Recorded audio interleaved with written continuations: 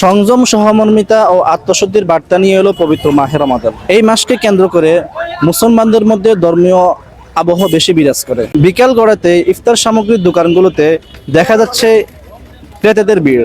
দর্শক, আমি এই মুহূর্তে অবস্থান করছি রাজধানীর রায়েরবাগে। দেখে আসি ইফতারের বাজার কেমন চলছে। পবিত্র মাহে রমজান উপলক্ষে দেশ জুড়ে ধর্মীয় ভাবগাম্ভীর্যের পরিবেশ বিরাজ করছে।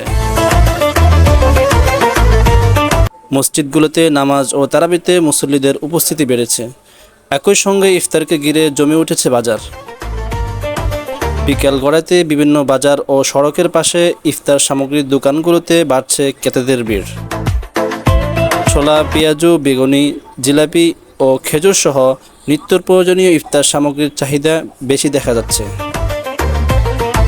ব্যবসায়ীরা বলেছেন, রমজানের শুরু থেকেই বেচাকেনা ভালো, তবে কিছু পণ্যের দাম তুলনামূলক বেশি হওয়ায় ক্রেতাদের মধ্যে মিশ্র প্রতিক্রিয়া লক্ষ্য করা যাচ্ছে।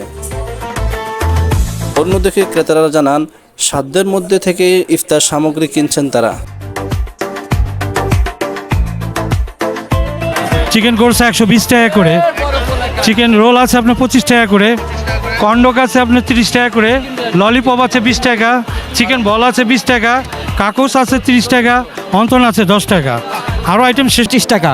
ডিম চপ আছে 20 টাকা, এটা আছে 40 টাকা। মুরগির জালি টিকা এটা আছে 20 টাকা। এটা আছে আপনার ভেজিটেবল ডাউল ডুল মিলানো, এটা হলো 30 টাকা।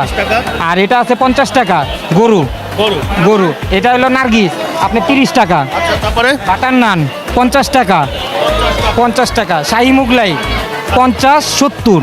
Chicken, beef.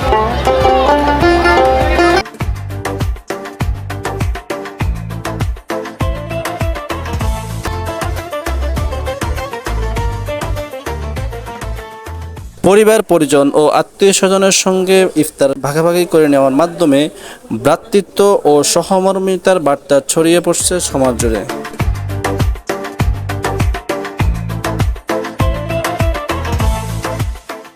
এতক্ষণ সাথে ছিলাম ওমর ফারুক রফিকি, এমবি টাইমস।